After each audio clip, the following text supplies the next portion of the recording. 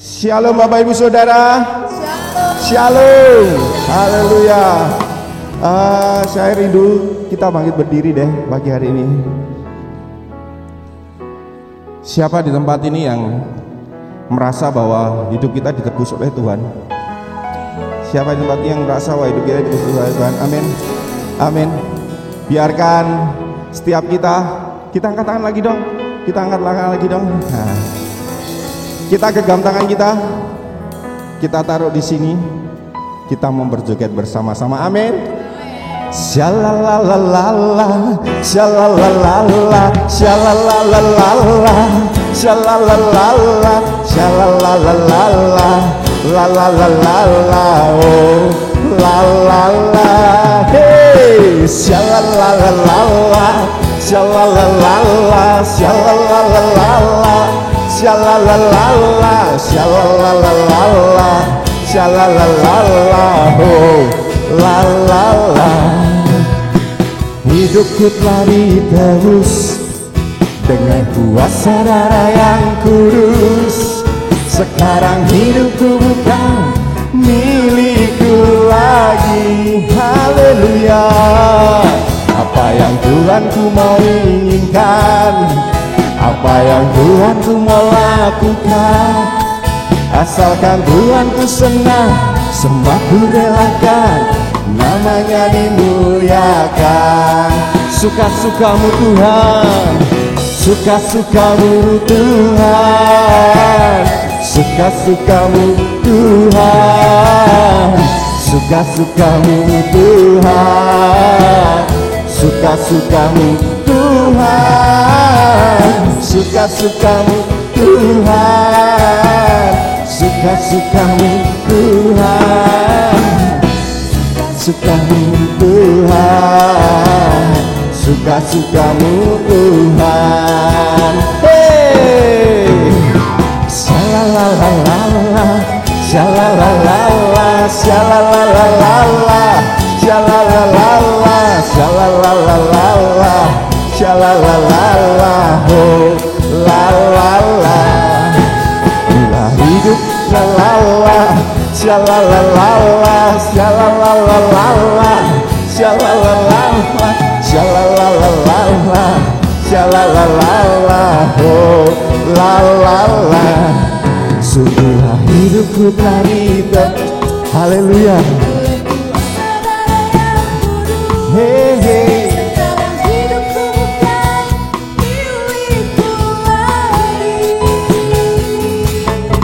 Apa yang Tuhanku mau, apa yang Tuhanku mau, asalkan Tuhanku senang,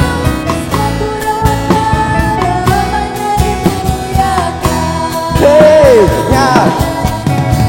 Suka-sukamu Tuhan, suka-sukamu Tuhan, suka-sukamu Tuhan, suka-sukamu Tuhan, suka-sukamu Tuhan, suka-sukamu Tuhan, suka-sukamu Tuhan, kamu Tuhan. Bapak Ibu Saudara, kita diberi space jarak oleh pemerintah untuk menetapkan protokol kesehatan. Tapi saya minta di tempat ini space kita mari kita gunakan buat kita goyang ke kanan, buat kita goyang ke kiri untuk Tuhan. Amin. Amin. Amin. Jangan hanya berdiri, tapi mari kita goyangkan ke kanan kita goyangkan ke kiri kita. Amin. Amin. Shalalalala, shalalalala. Yes. Shalalalala, shalalalala, shalalalala, oh la la, shalalalala, shalalalala, shalalalala, shalalalala, shalalalala, shalalalala, oh la la la. Sungguhlah hidupku tadi. Terima kasih Tuhan buat penebusan-Mu. Sekarang hidup kami untuk-Mu Tuhan, milikku lagi. Apa yang Tuhan Tuhan ku menginginkan, apa yang Tuhan ku mau lakukan, asalkan Tuhan ku senang, semua ku relakan, namanya dimuliakan. Suka-sukamu Tuhan, suka-sukamu Tuhan, suka-sukamu Tuhan, suka-sukamu Tuhan, suka-sukamu Tuhan, suka-sukamu Tuhan, suka-sukamu Tuhan, suka-sukamu Tuhan. Sekali lagi nyanyikan. Suka-sukamu Tuhan, suka-sukamu Tuhan, hey, suka-sukamu Tuhan, suka-sukamu Tuhan, hey, Tuhan, suka-sukamu Tuhan, suka-sukamu Tuhan, suka-sukamu Tuhan, suka-sukamu Tuhan, suka-sukamu Tuhan, suka-sukamu Tuhan, suka-sukamu Tuhan, oh, suka-sukamu Tuhan, suka-sukamu Tuhan, suka-sukamu Tuhan, suka-sukamu. Shalala, hey, shalala, shalala, shalala, shalala, shalala, shalala, oh, la la la, oh, shalala, shalala, shalala, shalala,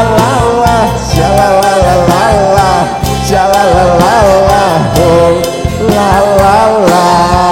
Haleluya, puji Tuhan. Oh, semuanya bagimu Tuhan. Silakan duduk Bapak Ibu Saudara.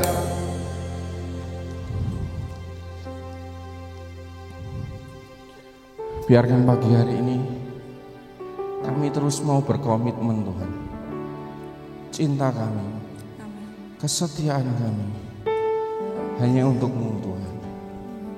Terima kasih Bapak. Terima kasih Bapak. Haleluya. Ku tetap cinta. Yes. Ku tetap cinta. Ini pengakuan kami Tuhan.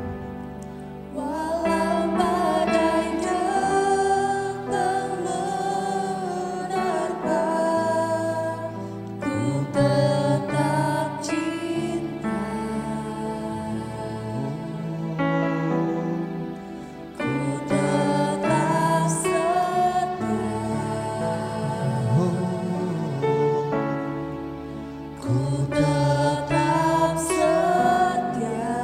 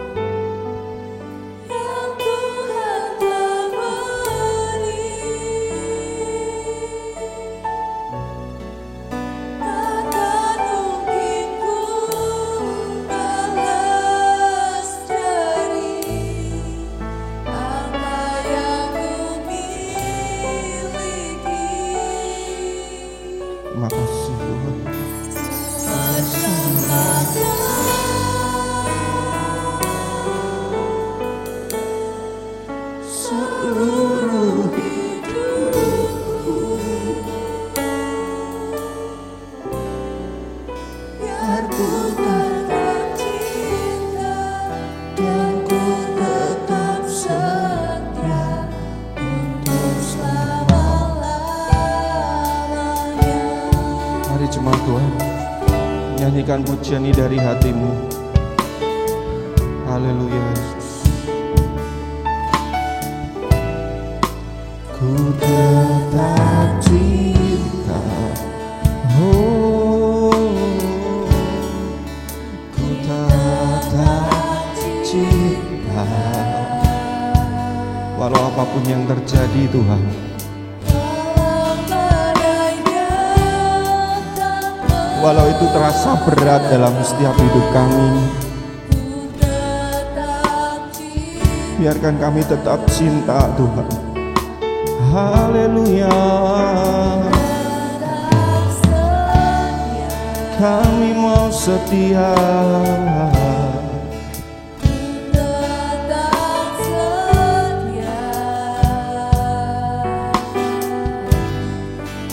walau topan tak menerpa, ku tetap setia. Terlalu banyak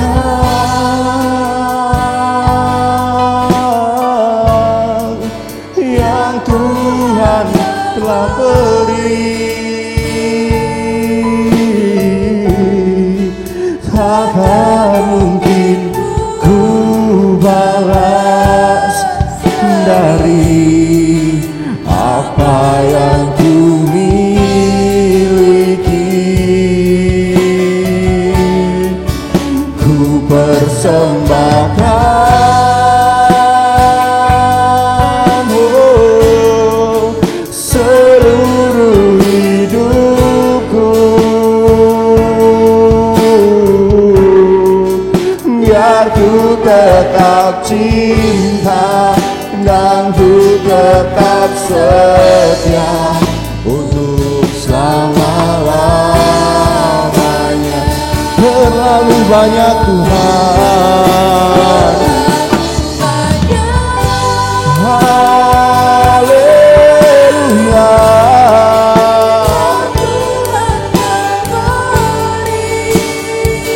Oh, takkan mungkin ku balas dari apa yang ku miliki. Ku persembahkan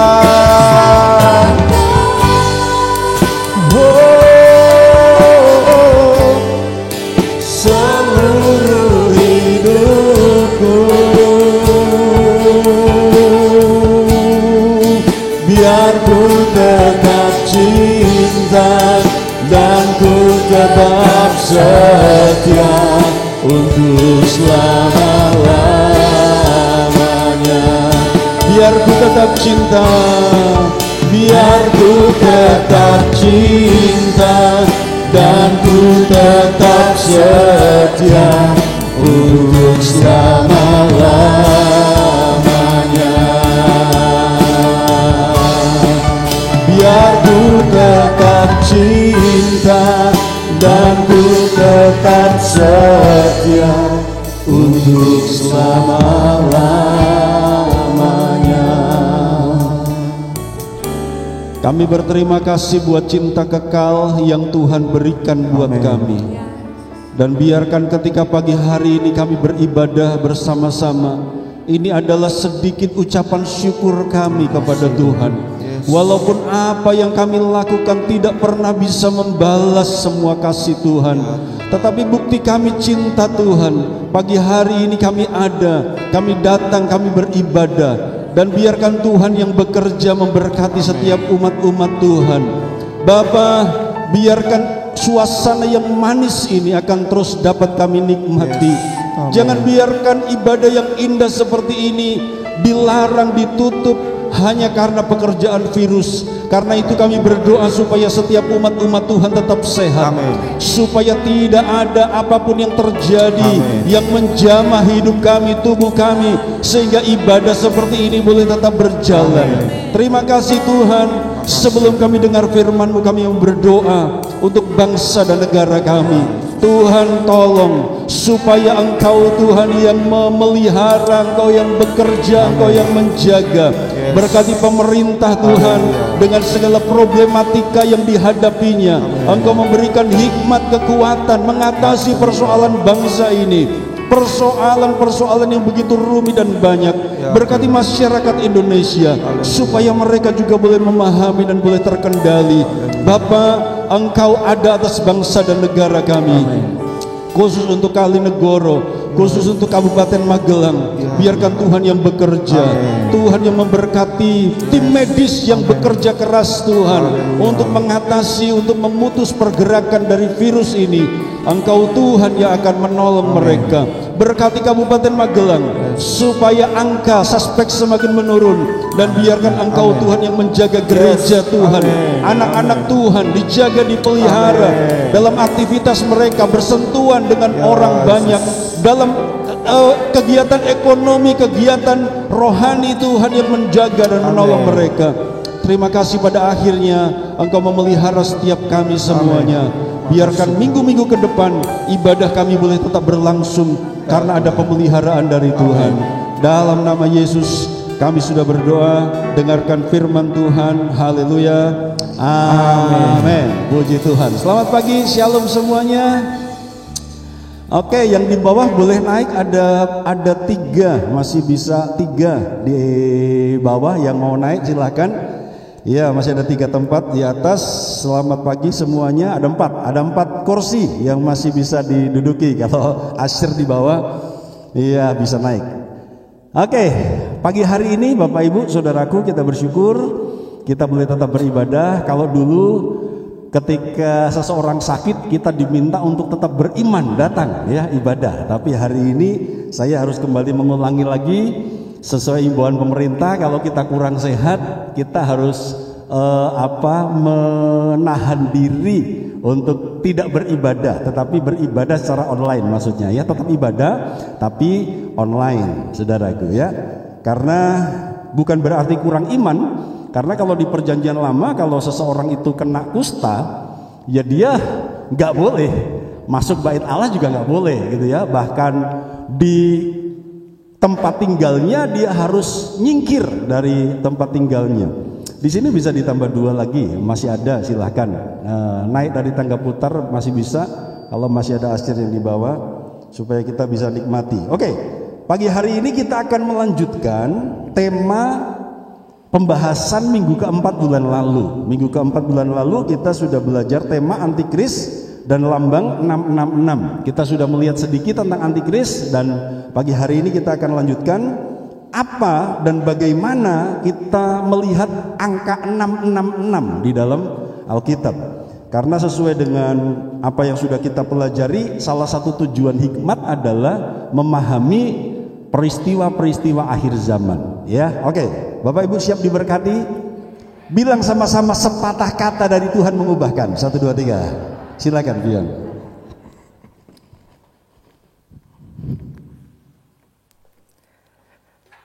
Baik, shalom semuanya Bapak Ibu Saudara. Dengan antusias katakan shalom. Ya, saya rindu setiap kita saat ini, pagi hari ini Bapak Ibu Saudara yang ada di tempat ini, baik yang ada di tempat ini maupun yang menonton secara online. Biarkan kita pagi hari ini sama-sama dibukakan rahasia yang baru. Katakan rahasia yang baru. Iya, pemahaman yang selama ini mungkin belum kita ketahui, ternyata belum kita pahami. Saya berharap saat ini, saat Bapak Ibu Saudara dengar firman Tuhan, ada rahasia-rahasia dari sorga yang Tuhan singkapkan untuk setiap kita. Yang setuju katakan amin. Untuk itu sekali lagi kita berdoa ya. Saya ajak setiap kita satukan hati, kita sama-sama mau berdoa. Ya Allah kami yang kami sebut namanya di dalam nama Tuhan Yesus Kristus. Kami tahu kehadiran Tuhan saat ini ada di tengah-tengah kami. Dan kami tahu saat kami hadir di tempat ini, Tuhan Engkau punya rencana dalam hidup kami. Dan kami tahu saat Engkau mengizinkan kami ada di tempat ini, Engkau mengizinkan kami mendengar firman Tuhan. Kami tahu ada tujuan jangka panjang yang Tuhan siapkan dalam hidup kami. Biarkan kami terjadi pemulihan demi pemulihan, ada pembaharuan demi pembaharuan saat kami dengar firman Tuhan. Biarkan Roh Kudus, Engkau yang ada bersama-sama dengan kami, singkapkan rahasia itu dalam hati kami. Dan biarkan pemahaman ilahi membuat kami semakin kuat di dalam Tuhan. Di dalam nama Tuhan Yesus kami siap dengar firman Tuhan. Haleluya, sama-sama katakan amin. Amin. Baik Bapak Ibu Saudara, seperti yang disampaikan Bapak Gembala, kita akan melanjutkan apa yang kita bahas bulan lalu ya Bapak Ibu. Saya akan tampilkan sedikit review singkat saja apa yang saya sampaikan bulan lalu ya. Oke, klik next. Ya, bulan lalu kita sudah belajar tentang kemunculan antikris ya. Wahyu 13, ini kita akan belajar seluruh pasal ya. Bulan lalu kita sudah belajar, kita sudah baca beberapa. Wahyu 13 ayat 1 di situ disebut bahwa akan muncul seekor binatang ya. Saya sudah sampaikan bulan lalu bahwa binatang yang disebut di sini ini bukan hewan, bukan mengacu pada hewan, tapi ini merujuk kepada seorang manusia, yaitu antikris ya. Jadi bukan hewan yang akan muncul nanti, tapi betul-betul manusia. Dan ini adalah antikris. Nah, antikris ini memiliki 10 tanduk. Artinya dia punya kekuatan yang besar. Dia punya 7 kepala. Artinya dia mengepalai 7 kepala pemerintahan. Lalu dia juga punya 10 mahkota. Dia punya kekuasaan yang besar. Ini saya nggak akan sampaikan secara detail seperti bulan lalu ya. Ini hanya review singkat. Next, lagi. Ya, di ayat 2 dikatakan iblis atau disebut sang naga, dia ini memberikan kekuasaannya, kekuatannya, tahtanya, seluruh apa yang dia punya kepada satu orang ini yang disebut antikris. Jadi iblis ini sudah tahu bahwa waktunya tidak akan lama lagi, makanya dia jor-joran, dia totalitas, dia berikan, dia pertaruhkan semuanya kepada satu orang untuk menghancurkan anak-anak Tuhan. Ya. Jadi antikris dapat kekuatan dari si iblis, dari sang naga. Ada 4 modal antikris. Dia punya kecepatan, dia punya kekuatan, dia punya kemampuan berbicara yang luar biasa, dan dia juga dapat pemberian dari si iblis, dari si naga ya. Sekali lagi bukan si naga marga ya Bapak Ibu ya. Jangan tersinggung Bapak Ibu yang punya marga si naga. Ya, oke, next lagi. Singkat saja. Terus. Nah, di ayat 3 di situ disebutkan, dicatat bahwa nanti antikris dalam kemunculannya dia akan mampu memulihkan isu-isu besar yang selama ini tidak bisa diselesaikan. Isu sosial ya, isu peperangan Israel Palestina. Mungkin nanti waktu antikris muncul, Israel Palestina akan takluk kalian berdua gitu kan. Isu ekonomi, akan ada isu-isu besar yang dipulihkan oleh antikris. Dan dicatat seluruh dunia heran lalu mengikut binatang itu, mengikut antikris ya.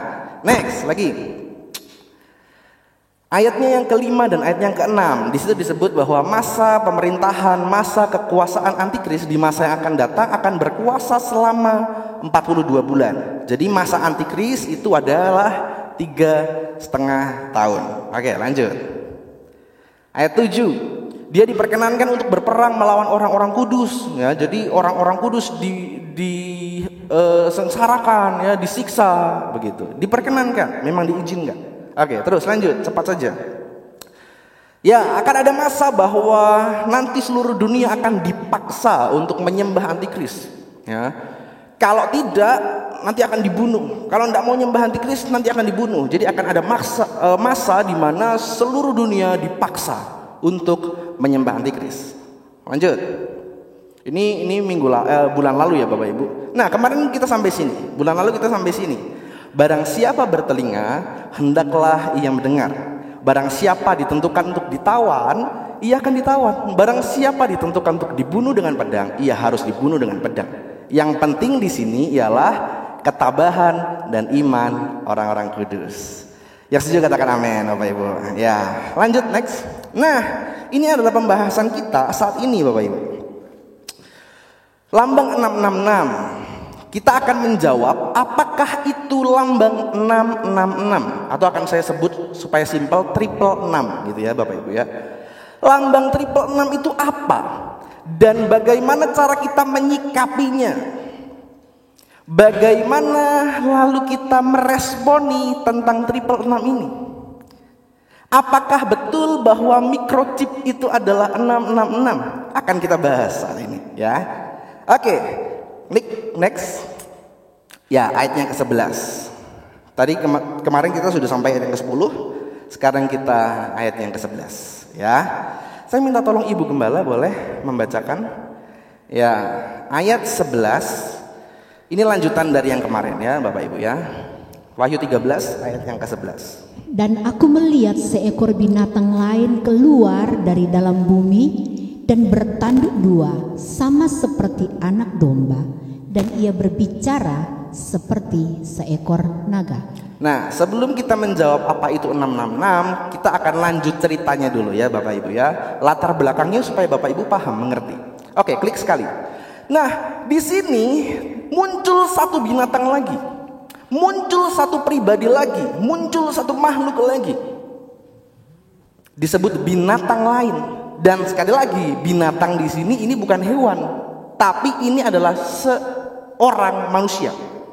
Ya. Saya ingatkan bahwa kitab Wahyu penuh dengan simbol, penuh dengan bahasa-bahasa kiasan, begitu ya. Nah, muncul satu pribadi lagi. Manusia muncul satu lagi nih. Ini disebut nabi palsu, ya. Jadi di akhir zaman muncul 3 pribadi. Yang pertama naga, yang adalah iblis. Yang kedua binatang dari laut, yang adalah antikris. Dan yang ketiga muncul satu lagi binatang dari dalam bumi. Itu adalah nabi palsu. Bapak Ibu perhatikan, di sini ada 3 pribadi yang muncul. Ini seolah-olah seperti trik, seperti seolah-olah ini adalah cara manipulasi iblis tentang Trinitas. Ya, kita tahu konsep Trinitas, Allah Bapa, Tuhan Yesus, dan Roh Kudus. Ada 3 pribadi di sini. Lalu nanti di akhir zaman iblis pun akan memunculkan Trinitas versi iblis. Cara manipulasinya iblis. Iblis itu suka tiru-tiru Bapak Ibu, suka nyontek, ya, suka plagiat gitu ya. Di akhir zaman akan muncul ini. Ya, ini adalah nabi palsu. Lagi next. Ayat 12 dan ayat 13 Ibu Gembala. Dan seluruh kuasa binatang yang pertama itu dijalankannya di depan matanya. Ia menyebabkan seluruh bumi dan semua penghuninya menyembah binatang pertama yang luka parahnya telah sembuh. Dan ia mengadakan tanda-tanda yang dahsyat. Bahkan ia menurunkan api dari langit ke bumi di depan mata semua orang. Dengan kata lain seperti ini Bapak Ibu. Ayat 12 itu seperti ini. Dan seluruh kuasa binatang yang pertama, yaitu antikris, binatang yang keluar dari laut, dijalankannya di depan matanya. Jadi dengan kata lain seperti ini, antikris dia muncul karena direkomendasikan, dimunculkan oleh si naga, ya, dimunculkan oleh iblis. Jadi iblis mengutus antikris. Antikris muncul. Setelah antikris muncul, dia mengutus nabi palsu untuk muncul. Ya. Jadi ayat 12 ini maksudnya antikris ini memberikan kekuasaannya kepada nabi palsu. Ingat Bapak Ibu, tadi saya katakan ini adalah bentuk dari manipulasi Trinitas. Bapa mengutus Yesus, Yesus mengutus Roh Kudus. Sama, di sini pun ditiru oleh iblis. Iblis dia memberikan kekuasaannya, tahtanya, kuasanya, dimunculkan ini antikris. Antikris muncul. Setelah antikris muncul, dia pun memberikan kuasanya kepada nabi palsu. Ayat 13 dikatakan, dan ia mengadakan tanda-tanda yang dahsyat. Nabi-nabi palsu Bapak Ibu mengadakan mujizat-mujizat. Di sana terjadi kesembuhan, di sana terjadi pemulihan. Bapak Ibu jangan mengira bahwa iblis tidak bisa berkuasa. Jangan mengira bahwa iblis itu tidak bisa apa-apa. Bapak Ibu, engkau pengen kaya cepat, datang ke dukun, bisa. Engkau yang tidak laku-laku, pengen cari pacar, pengen menikah dengan cepat, datang kepada iblis, bisa. Iblis bisa kasih solusi, Bapak Ibu, bisa. Iblis bisa mengerjakan mujizat demi mujizat, bisa berkuasa, bisa. Tapi harganya mahal Pak Bu. Dia menuntut nyawa, dia menuntut darah. Waktu dia kabulkan permintaan kita, itu bukan karena kasih. Waktu dia mengabulkan permintaan kita bukan karena dia mengasihi kita. Sama waktu Tuhan menjawab doa kita, itu karena Tuhan mengasihi kita. Tapi beda sama iblis. Iblis punya kuasa, iblis bisa mengerjakan mujizat. Tapi waktu iblis menyembuhkan seseorang itu bukan karena kasih, tapi karena dia benci sama Tuhan. Itu ya bedanya. Oke, lanjut ya. Jadi muncul nabi palsu. Ayat, ya terus lanjut klik. Ya, ayat 14. Gimana? Ia menyesatkan mereka yang diam di bumi dengan tanda-tanda yang telah diberikan kepadanya untuk dilakukannya di depan mata binatang itu. Dan ia menyuruh mereka yang diam di bumi supaya mereka mendirikan patung untuk menghormati binatang yang luka oleh pedang, namun yang tetap hidup itu. Ya. Dan nanti nabi palsu dia akan muncul, lalu dia akan suruh setiap umat manusia untuk bikin patung dari binatang yang pertama, si antikris ini. Bikin patung, kalian harus sembah antikris. Jadi tadi bulan lalu saya sudah sampaikan bahwa tidak akan ada lagi agama yang berbeda-beda saat antikris muncul ke depan. Tidak akan lagi ada agama ini, agama itu. Seluruh agama harus tunduk kepada antikris.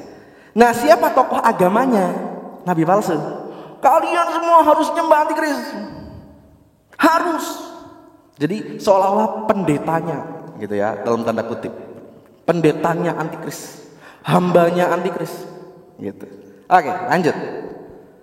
Ayat 15, gimana? Dan kepadanya diberikan kuasa untuk memberikan nyawa kepada patung binatang itu, sehingga patung binatang itu berbicara juga dan bertindak begitu rupa, sehingga semua orang yang tidak menyembah patung binatang itu dibunuh. Ya, ini adalah penekanan yang tadi saya sampaikan. Kalau enggak nyembah antikris pasti dibunuh. Kalau enggak mau taat tunduk kepada antikris pasti dibunuh. Oke ya, singkat saja, lanjut. 16. Dan ia menyebabkan sehingga kepada semua orang, kecil atau besar, kaya atau miskin, merdeka atau hamba, diberi tanda pada tangan kanannya atau pada dahinya. Ya. Jadi yang memberi tanda ke dahi dan tangan kanan itu bukan antikris sendiri, tetapi antek-anteknya antikris, yaitu nabi palsu. Nah, nanti ini kita akan bahas ya, apa itu tangan kanan, apa itu dahi, begitu ya. Apakah itu betul-betul microchip yang ditaruh di dahi, yang ditaruh di tangan kanan? Nanti kita akan bahas ya. Seru ini ya, seru. Lanjut, ayatnya yang ke-17.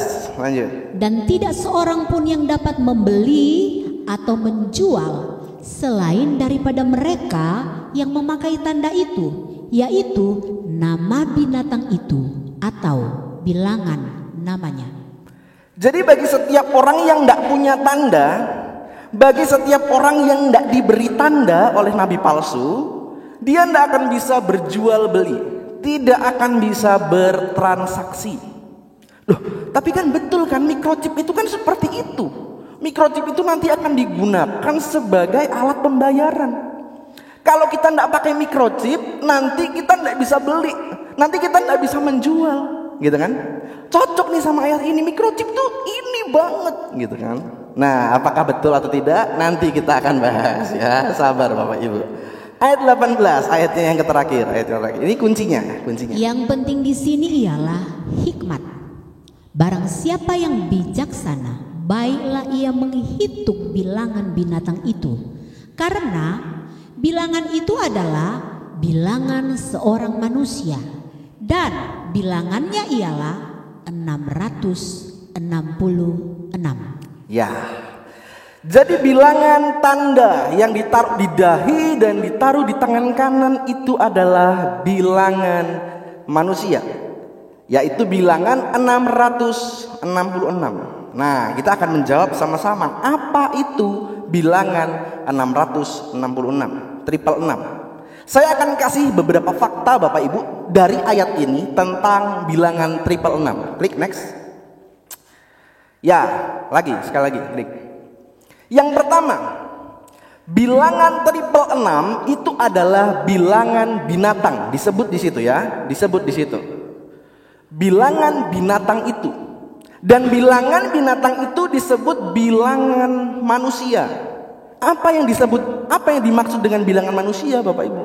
Saya sudah berkali-kali sampaikan bahwa di dalam tradisi Yahudi, di dalam kulturnya Yahudi ada yang namanya gematria Yahudi. Apa itu gematria? Gematria itu adalah cara pandang orang Yahudi terhadap angka. Ya. Bagi kita orang Indonesia angka 1 ya angka 1, angka 2 ya angka 2, angka 7 ya angka 7. Nggak ada artinya sama sekali. Tapi buat orang Yahudi setiap angka itu punya arti. Angka 10 itu artinya angka penuh, angka genap. Ya. Angka 7 itu artinya angka kesempurnaan. Ya, kita tahu gitu, kita tahu. Nah, itu konsep itu tuh dari Yahudi, Bapak Ibu, gitu ya. Dan angka 6 itu artinya angka manusia. Bagi orang Yahudi, itu namanya gematria Yahudi. Nah, makanya waktu Yohanes tulis ini, Yohanes katakan bilangan itu adalah bilangan binatang dan bilangan itu adalah bilangan manusia. Angkanya adalah 666. Kenapa? Karena 6 ini adalah bilangan manusia. Gitu. Contohnya di dalam Alkitab ditulis manusia diciptakan pada hari yang ke-6. Ini agak keluar sedikit ya Bapak Ibu. Nanti saya akan kapan-kapan saya akan jelaskan bahwa sebenarnya konsep penciptaan hari 1, hari 2, hari 3 itu tidak berbicara konsep kronologis, bukan. Jadi bukan satu hari Tuhan menciptakan langit dan terang, begitu kan? Terang, langit dan bumi. Lalu Tuhan hari kedua Tuhan menciptakan apa? Hari ketiga Tuhan menciptakan apa? Itu tidak berbicara secara kronologis. Nanti kapan-kapan saya akan jelaskan itu, ya. Tapi dicatat di sini bahwa manusia diciptakan pada hari yang ke-6, gitu. Ini adalah angka manusia, fakta yang pertama. Next, fakta yang kedua. Ya. Nah, ini penting. Angka 666 ini berarti penekanan dari angka 6 yang diulang. Saya sudah pernah sampaikan bahwa di dalam Alkitab, kalau kita baca Alkitab, lalu ada kata yang diulang, ada frase yang diulang, ada kalimat yang diulang. Artinya itu adalah sesuatu yang penting, adalah sesuatu yang serius. Jadi angka 666 ini adalah penekanan angka 6 yang diulang 3 kali. 6, 6, 6. Saya sudah katakan tadi 6 adalah bilangan manusia. Manusia terdiri dari tubuh, jiwa, dan roh. Jadi dengan kata lain 666 ini berkata tubuh ini bicara tentang aku, jiwa ini bicara tentang aku, roh ini bicara tentang aku. Jadi aku, diriku, manusia.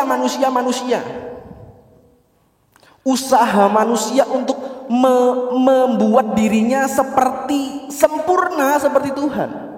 Membuat seolah-olah ini adalah usaha manusia untuk membuat dirinya terlihat sempurna sama seperti Tuhan. Semuanya harus berbicara tentang diriku. Aku. Manusia. Diriku. Orientasinya selalu manusia. Bukan kristosentris, bukan Tuhan yang jadi pusat, tapi diri sendiri yang menjadi pusat. Usaha manusia tidak akan pernah bisa menyamai Tuhan. Ini sama seperti ceritanya Babel ya Bapak Ibu ya. Sebesar-besarnya usaha manusia untuk menyamai Tuhan, tidak mungkin bisa sempurna seperti Tuhan. Manusia berusaha untuk mencapai angka 7. Tadi saya katakan 7 adalah angka sempurna. Manusia berusaha untuk mencapai kesempurnaan. Angka 7 tidak akan bisa. Mau diulang berapa kali pun 6-nya tidak akan sampai angka 7. Itu maksudnya. Gitu ya Bapak Ibu ya. Jadi yang kedua, 666 ini adalah penekanan dari angka 6 yang diulang. Sekali lagi saya katakan, manusia tidak akan sampai ke angka 7. Tidak akan sampai kepada kesempurnaan. Ini contoh, ini keluar lagi ya. Contoh bahwa 7 itu angka sempurna. Di Matius 18 dicatat, murid-murid bertanya kepada Tuhan Yesus, Tuhan, harus berapa kali kami mengampuni orang lain? Tuhan Yesus jawab, kamu harus mengampuni 70 kali 7 kali. Saya percaya Tuhan Yesus bukan sedang menyebutkan sebuah angka maksimal, kamu harus mengampuni sebanyak sekian. Enggak, Tuhan tidak menjawab seperti itu. Kenapa Tuhan memakai 70 kali 7 kali? Itu berbicara tentang kesempurnaan. Murid-murid tanya, Tuhan berapa kali kami harus mengampuni? Tuhan jawab, ampuni secara sempurna. Ampuni dengan sempurna. Gitu, itu maksudnya. Jadi 70 kali 7 kali, 7. Itu bicara tentang kesempurnaan. Oke ya Bapak Ibu. Jadi 666 ini adalah pengulangan angka 6 yang diulang ya, penekanan angka 6 yang diulang. Klik lagi, next. Satu kali lagi. Nah, ini yang banyak kita enggak tahu. Ini yang banyak selama ini umat-umat Tuhan rasanya kayak tertutup. Oke. Bilangan 666, angka 666 ini adalah pembeda antara pengikut antikris dan pengikut Kristus. Sekali lagi ya. Lambang 666 adalah pembeda antara pengikut antikris dan pengikut Kristus. Tadi kita sudah baca bahwa pengikut antikris akan diberi tanda 666 pada dahi dan pada tangan kanan ya. Nah, yang selama ini kita tidak tahu sebenarnya pengikut Kristus pun punya tanda. Yang diberi tanda bukan hanya pengikutnya antikris Bapak Ibu, tapi setiap orang percaya, setiap orang yang percaya kepada Tuhan ya, yang ikut Tuhan pun diberi tanda. Tandanya apa? Huruf T. Huruf T itu huruf tau. Kalau ditulis itu seperti salib Bapak Ibu. Di mana ayatnya? Klik next. Ya, Wahyu 7 ayat 3. Ini malaikat berkata. Katanya, janganlah merusakkan bumi atau laut atau pohon-pohon sebelum kami memeteraikan hamba-hamba Allah kami pada dahi mereka. Ya. Ada malaikat yang berkata, tunggu, jangan rusakkan bumi. Tunggu, jangan hancurkan bumi sebelum kami kasih tanda di dahi hamba-hamba Allah kami. Sebelum kami kasih tanda kepada anak-anak Tuhan, jangan rusakkan bumi dulu. Ternyata setiap orang percaya pun diberi tanda di dahi mereka. Klik next sekali lagi. Tandanya apa? Huruf T. Ini dia, Yehezkiel 9 ayat 4. Firman Tuhan kepadanya, berjalanlah dari tengah-tengah kota, yaitu Yerusalem, dan tulislah huruf T pada dahi orang-orang yang berkeluh kesah karena segala perbuatan-perbuatan keji yang dilakukan di sana. Wah, baru tahu ya Bapak Ibu ya. Ternyata selama ini kita ditutup pemahamannya bahwa kita pun, setiap kita yang percaya kepada Tuhan, kita pun diberi tanda. Gitu. Huruf T. Mungkin bulan depan ya, kalau Tuhan izinkan, saya akan sampaikan tentang ini ya, tentang tanda T, huruf T pada dahi orang-orang percaya, orang-orang yang berkeluh kesah tentang segala perbuatan keji, gitu ya. Jadi kita pun diberi tanda Bapak Ibu, kita pun dikasih tanda. Ini jadi pertanyaannya. Jadi sebenarnya lambang 666 itu apa? Apakah betul microchip? Gitu kan? Klik next. Ya, klik next. Sekali lagi. Nah, apa itu lambang 666? Klik lagi. Lambang 666 dipasang di dahi dan di tangan kanan. Ini tidak berarti secara harafiah Bapak Ibu. Ya, walaupun pada kenyataannya nanti microchip akan ditaruh di dahi, walaupun nanti kenyataannya microchip ditaruh di tangan kanan, tapi lambang 666 yang ditaruh di dahi dan tangan kanan ini tidak berarti secara harafiah, bukan. Tangan kanan ini berbicara tentang perbuatan.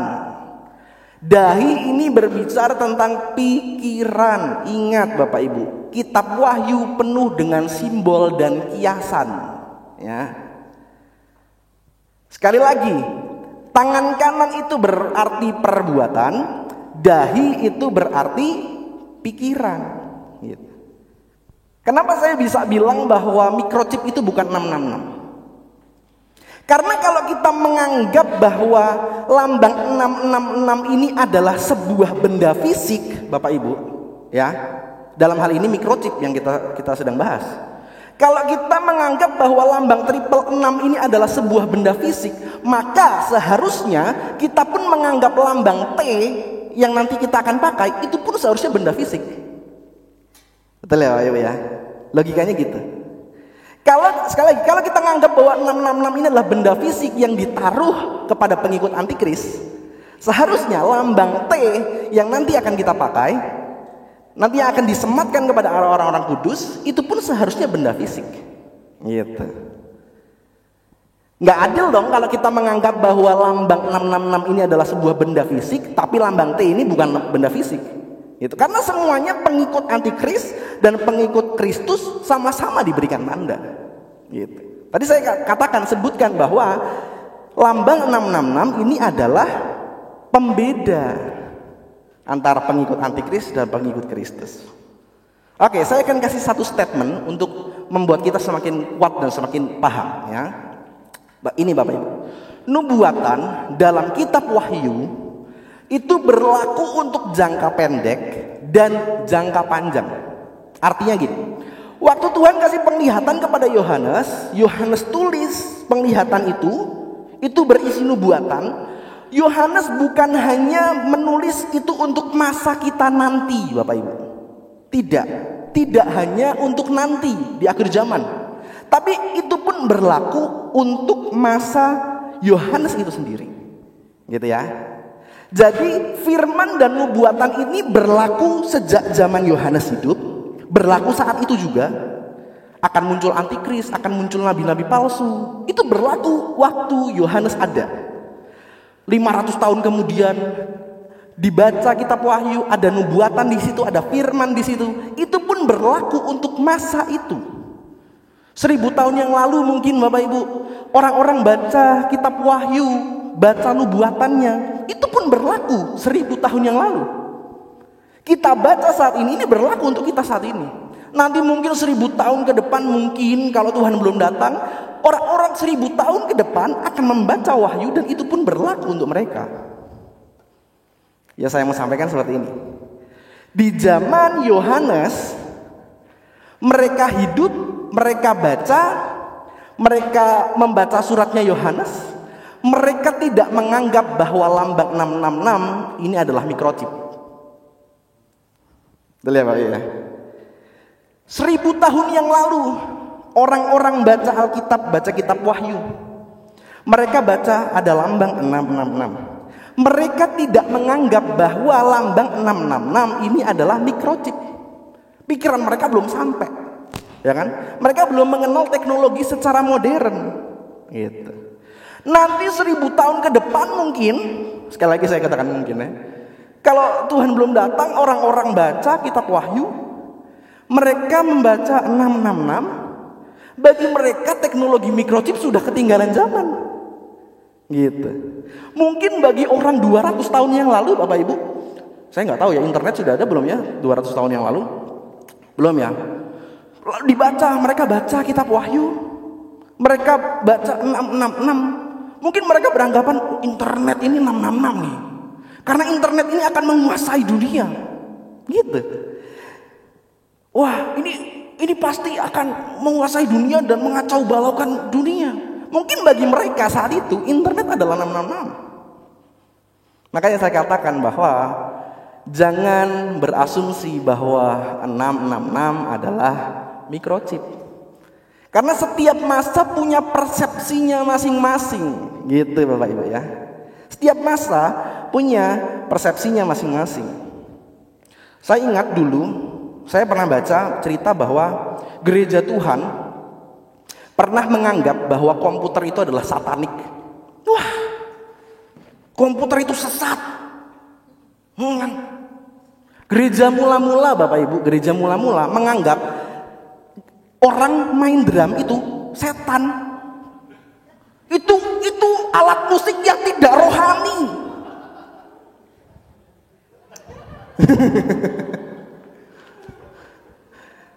Iya, gereja awal-awal mereka menganggap bahwa musik drum, musik rock, kita kan sekarang ya di gereja kita nyanyi musik rock ya yang gitu-gitu.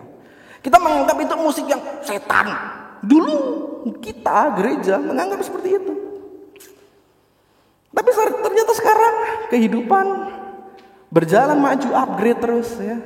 Banyak gereja yang memakai musik setan itu kan, gitu. Zaman dulu seperti itu. Jadi setiap masa itu punya persepsinya masing-masing Bapak Ibu tentang chip. Chip adalah benda netral Bapak Ibu. Kalaupun nanti diluncurkan, benda itu adalah benda netral. Menurut saya nggak masalah kalau kita mau pakai itu. Menurut saya secara pribadi nggak masalah kalau kita mau pakai itu untuk kesehatan, itu untuk transaksi, nggak masalah. Kecuali kalau di dalam proses pemasangannya kita disuruh menyangkal Kristus, jangan pernah pakai itu. Itu loh. Sekali lagi, microchip itu benda netral. Sama seperti pemahaman orang-orang dulu tentang internet, sama seperti pemahaman orang-orang dulu tentang drum, tentang komputer, itu benda netral. Tetapi kalau di dalam proses pemasangannya kita disuruh untuk menyangkal Yesus, jangan pakai. Gitu ya. Saya mau katakan gini, walaupun kita sedang tidak memakai chip di dahi dan di tangan, kalau pikiran kita, kalau perbuatan kita menentang Kristus, maka kita sedang pakai lambang 666. Gitu. Jadi sekali lagi saya katakan, lambang 666 itu bukan benda fisik. Itu berbicara tentang pikiran dan perbuatan yang menentang ajaran Kristus. Jadi walaupun kita sedang tidak pakai, kita kenyataannya secara fisik kita tidak pakai microchip di dahi dan di tangan kanan. Tapi waktu kita punya pikiran dan perbuatan yang menentang Kristus, artinya kita sedang memakai lambang 666. Artinya kita pun dibedakan, kita masuk di dalam kategori pengikutnya antikris. Kita masuk di dalam kategori orang yang mengikut, orang yang menentang ajaran Kristus. Gitu. Klik next.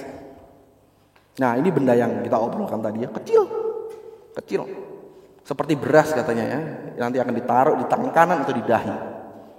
Oke, next lagi. Nah, ini adalah Kaisar Nero Bapak Ibu. Saya mau cerita sedikit. Jadi masa di mana Yohanes menulis kitab ini, kitab Wahyu ini, dia hidup di masa Kaisar Nero. Dan waktu Tuhan berikan penglihatan kepada dia, ini berarti yang dia pahami, Yohanes langsung paham bahwa ini berbicara tentang Nero, Kaisar Nero. Dia adalah pemimpin kaisar yang menentang Kristus. Dia banyak menyiksa orang Kristen. Sadis Bapak Ibu, Nero tuh sadis betul. Dia itu ingin membuat Roma menjadi baru, mau dibikin lagi, dibangun lagi. Tapi dia bakar Roma, lalu dia memfitnah orang-orang Kristen. Ini orang Kristen yang membakar kota Roma, kan gitu. Lalu masyarakat jadi benci sama orang-orang Kristen, disiksa, ya kan?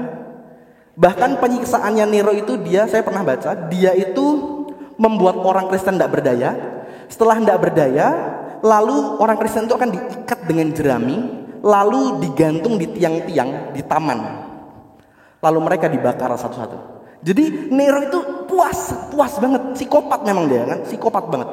Dia puas banget Bapak Ibu, lihat wah jadi lampu taman Bapak Ibu orang-orang Kristen. Jadi lampu taman dibakar di taman, ya. Diikat.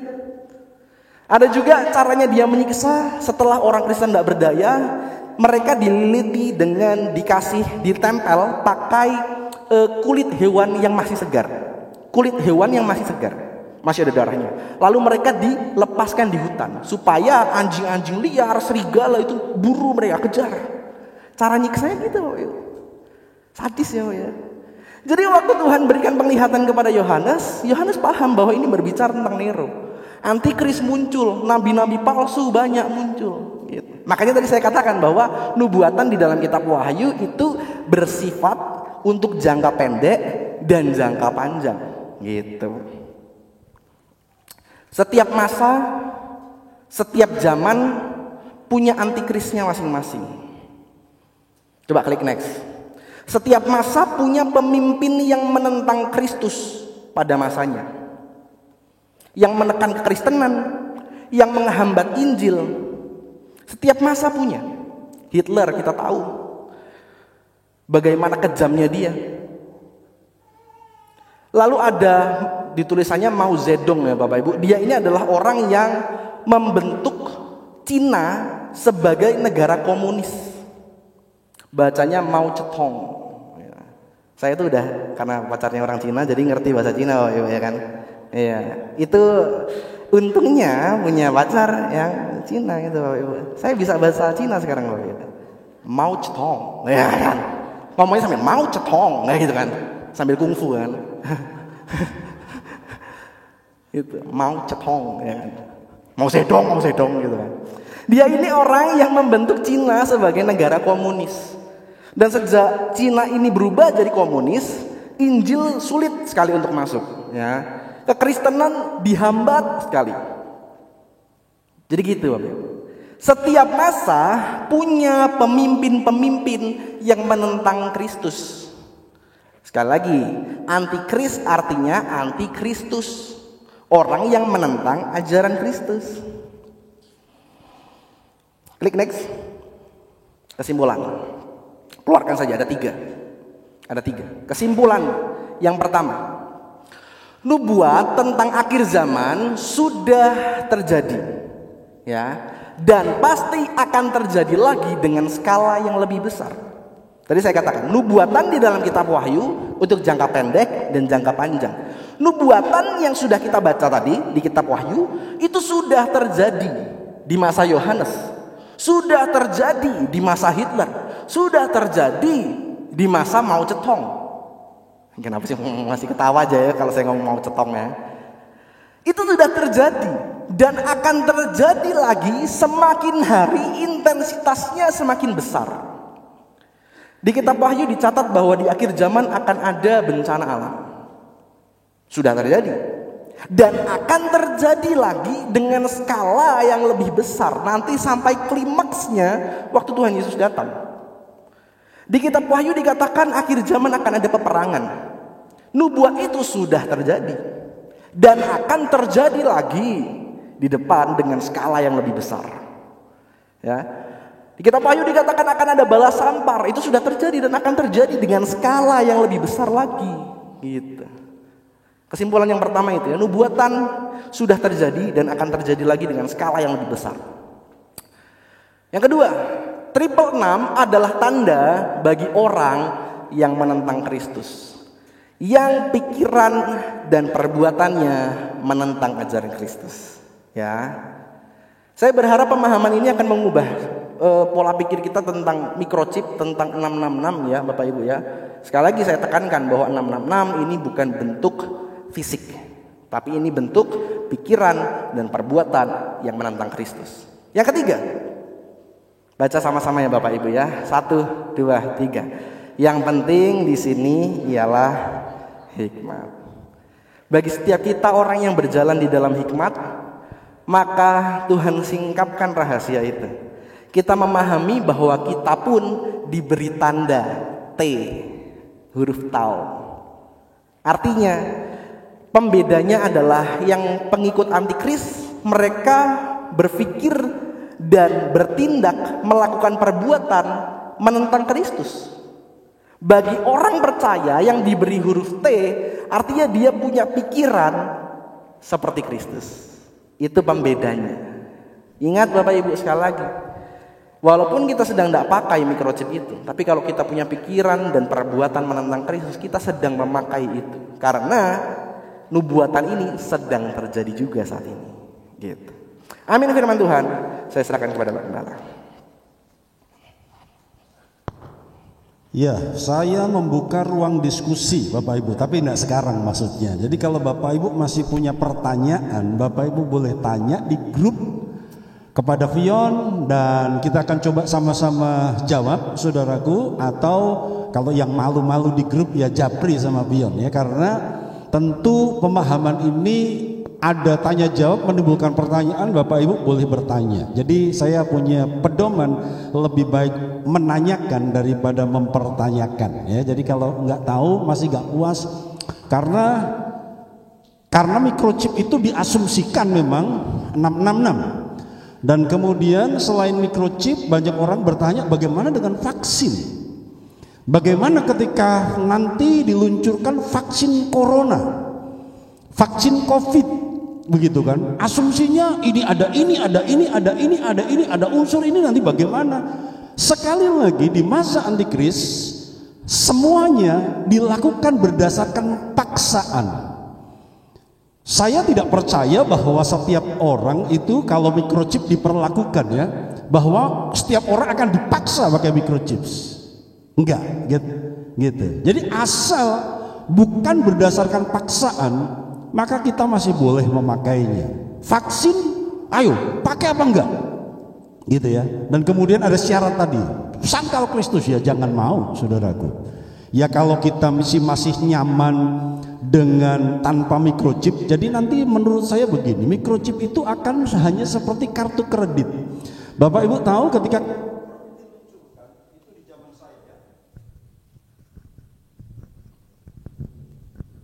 di zaman saya tahun 88 saya sekolah Alkitab, itu dibahas tentang kartu kredit, dan itu hal yang baru waktu itu. Dan banyak asumsi berkata kartu kredit ini produk antikris. Jadi kalau yang Vian bilang tadi, untuk anak-anak muda mungkin lucu ketika dengar komputer itu pernah diasumsikan sebagai satanik. Tapi saya ngalami itu. Bu Febo pernah mau kuliah komputer sama pendeta senior di mana dia tinggal, karena dia tinggal di satu pendeta senior ketika SMA di sebuah kota. Pendeta senior itu ngomong, jangan ambil komputer, itu antikris. Sehingga kalau hari ini gaptek ya diampuni ya, Maya, haleluya, nggak apa-apa ya. Karena dulu pengen sekolah komputer nggak boleh sama pendeta seniornya, karena ini antikris. Ternyata tidak. Hari ini kita pakai komputer, ya begitu. Dan kembali ke kartu kredit.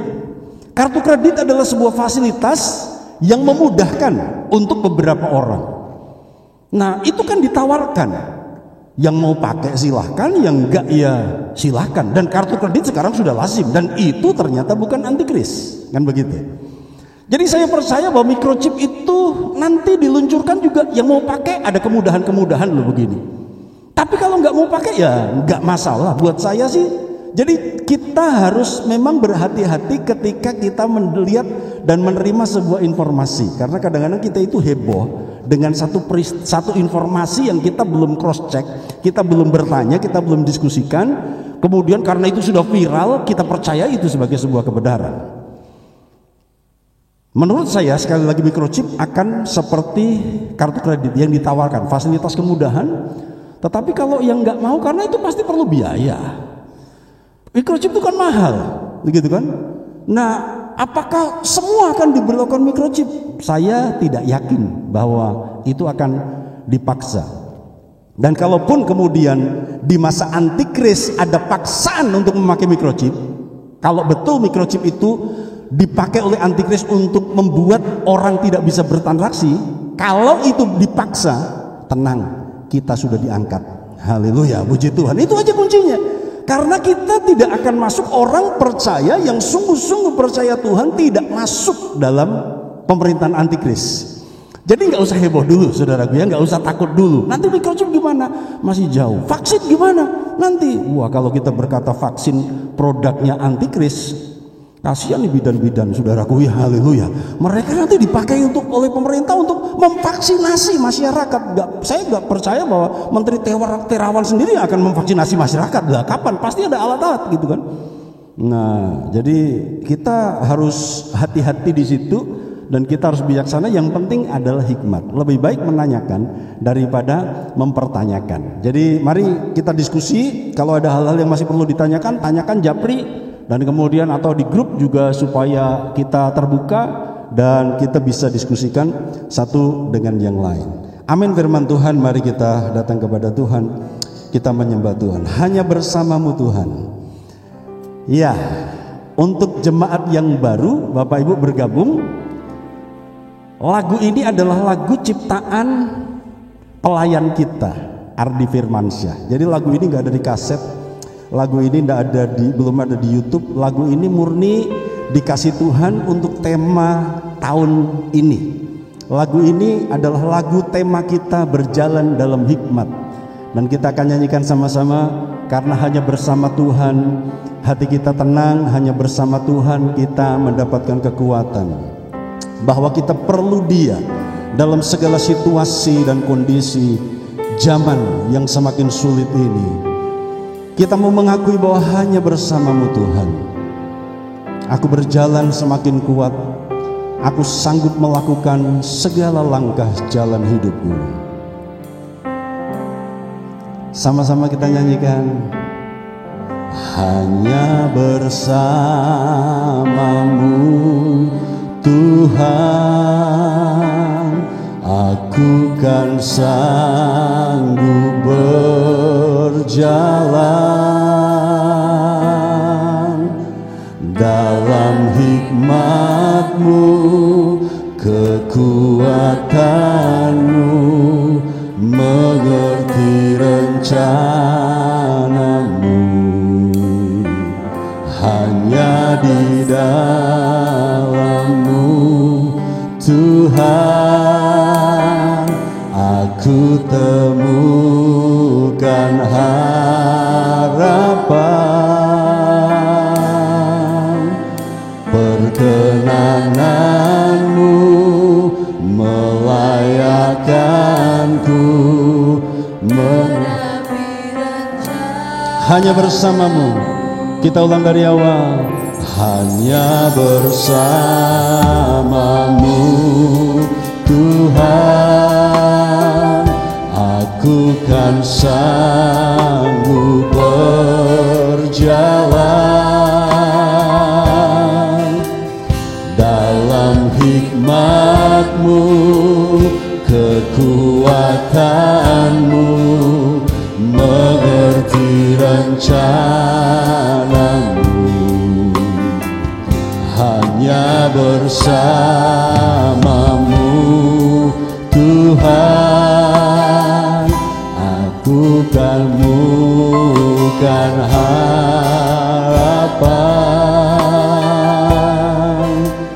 Perkenanan-Mu melayakkanku menapi rencana-Mu.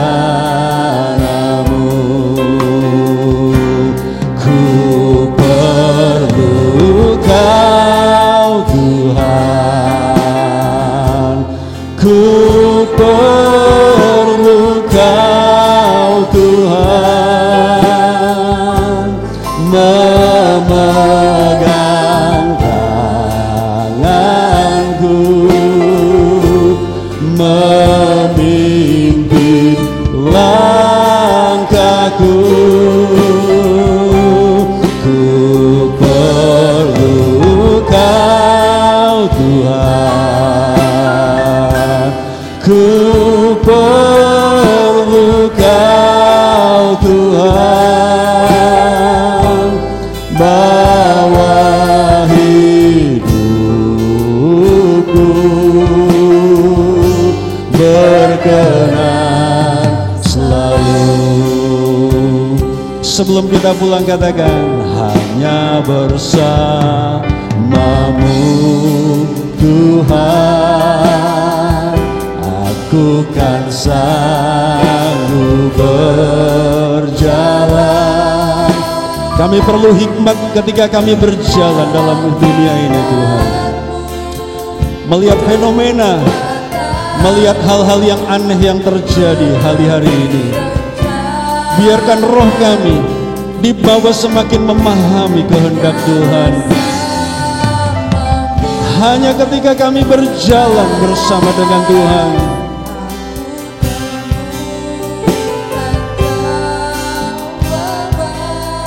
haleluya.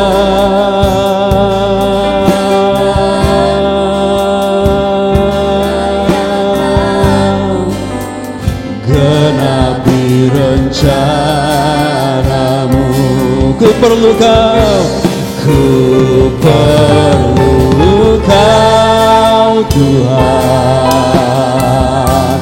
ku perlu Kau Tuhan, memegang tanganku, memimpin langkahku. Ku perlu Kau Tuhan, ku perlu Kau Tuhan, bawa hidupku berkenan selalu. Saya mau minta Bapak Ibu yang hadir saat ini, yang terlibat dalam aktivitas menjual. Kalau membeli pasti semua membeli. Tapi Bapak Ibu yang punya bisnis, mau kecil-kecilan, mau besar, mau sedang, engkau yang terlibat dalam proses aktivitas menjual, engkau boleh bangkit berdiri. Saya mau berdoa khusus untuk engkau. Hari ini engkau masih bisa menjual dengan bebas. Pakai itu, serahkan usahamu untuk kemuliaan nama Tuhan. Karena engkau masih bisa menjual, dan Tuhan memberkati hidupmu dengan apa yang engkau jual. Bapa, engkau memberkati anak-anakmu yang berdiri saat ini. Engkau melihat mereka terlibat aktivitas menjual bisnis mereka. Biarkan Tuhan memberkati mereka. Pakai tangan mereka untuk berjualan, pakai pikiran mereka, diberkati berlimpah-limpah. Mereka dilindungi dari semua virus, dilindungi dari semua hal, kecelakaan, mara bahaya, sakit, penyakit.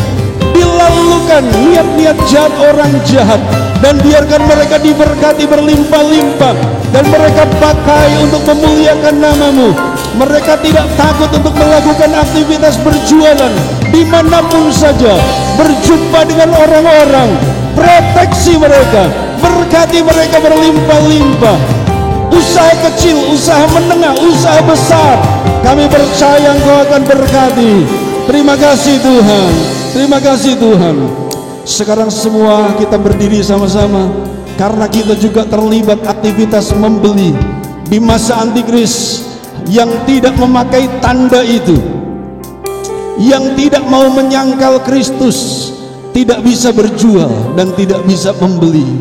Tuhan, kami tidak bisa menghindari aktivitas membeli, karena proses ekonomi harus berjalan, proses kehidupan harus berjalan. Kami harus membeli sesuatu, dan kami berdoa untuk setiap barang yang kami beli, apapun itu, barang konsumsi, barang yang kami pakai, Tuhan, barang yang kami kendarai, Tuhan, dari satu tangan ke tangan yang lain, kami tidak bisa menghindari untuk tidak memegang uang. Kami berdoa supaya Engkau menguduskan semua yang kami pegang, semua yang kami terima dari orang lain, dikuduskan, dan Tuhan membedakan. Engkau Tuhan melindungi, Engkau Tuhan memproteksi. Kami butuh Tuhan, kami perlu Engkau. Musuh kami tidak kelihatan, musuh kami kecil Tuhan, kami lemah, tetapi bersama Engkau kami kuat Tuhan. Kami perlu Engkau Tuhan. Terima kasih Tuhan. Dan sekarang arahkan pikiranmu, arahkan dahimu, arahkan tanganmu. Mari kita angkat tangan sama-sama. Ku perlu Kau Tuhan, ku perlu Kau Tuhan, ku perlu Kau Tuhan, memegang tanganku, memimpin langkahku. Ku perlu Kau Tuhan, ku perlu Kau Tuhan, bawa hidupku berkenan selalu. Sekali lagi, ku perlu Kau, ku perlu Kau Tuhan, ku perlu Kau Tuhan. Perbuatan kami, pikiran kami memuliakan nama-Mu. Perbuatan kami, pikiran kami menyembah-Mu.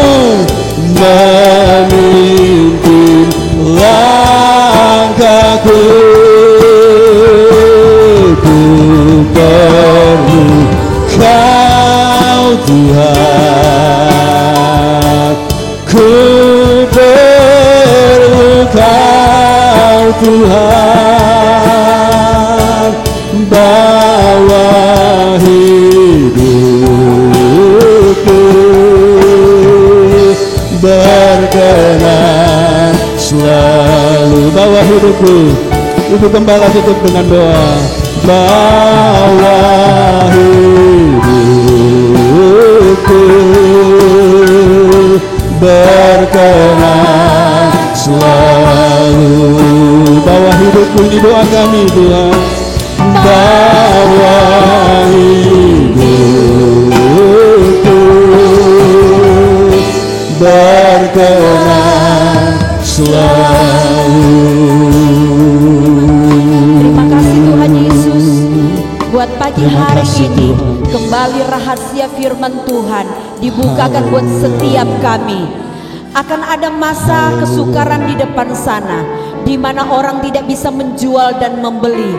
Tetapi kami berdoa di masa itu kami tidak ada di sana, sebab kami disingkirkan, kami diangkat oleh Tuhan.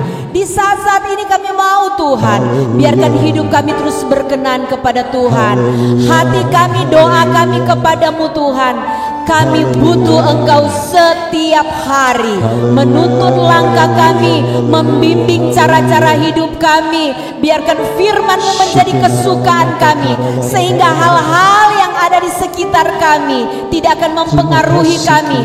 Hal-hal dari dunia ini tidak akan masuk dan merasuki kami, tetapi firman Tuhan itulah yang akan menguasai kami, sehingga jalan-jalan hidup kami adalah jalan-jalan terang yang dikendalikan oleh sorga. Terima kasih buat firman-Mu yang ajaib buat kami. Tanamkan itu di dalam hati kami. Kami bisa cerita kepada angkatan, kepada generasi kemudian. Kami bisa ceritakan itu kepada anak-anak kami, supaya mereka belajar takut akan Tuhan sejak dini, dan hidup kami berkenan kepada Tuhan. Terima kasih Bapa, terima kasih Tuhan Yesus. Terima Mari kasih sekali Roh lagi Kudus. angkat tangan kita. Tandai kami dengan anugerah-Mu Tuhan. Bedakan kami dengan orang-orang yang tidak percaya kepada Tuhan. Tandai kami dengan darah-Mu, meteraikan dengan Roh-Mu, dan biarkan pikiran dan perbuatan kami menyatakan bahwa kami mengasihi dan menyembah Tuhan. Ini umat-umat-Mu Tuhan. Mereka akan pulang, mereka akan menghadapi medan pertempuran, di tengah masyarakat, di tengah kehidupan, di tengah keluarga, di tengah pekerjaan dan bisnis mereka.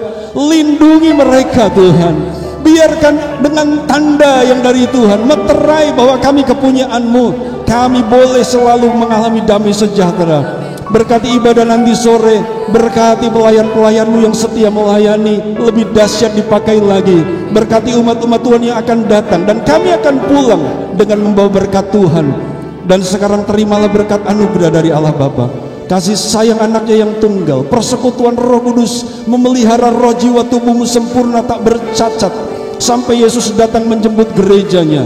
Pulanglah dan bawalah perlindungan yang sempurna, keberhasilan yang maksimal, keberuntungan yang ajaib, hanya dalam nama Tuhan Yesus Kristus. Haleluya, amin. Selamat pagi, shalom, Tuhan memberkati. Haleluya.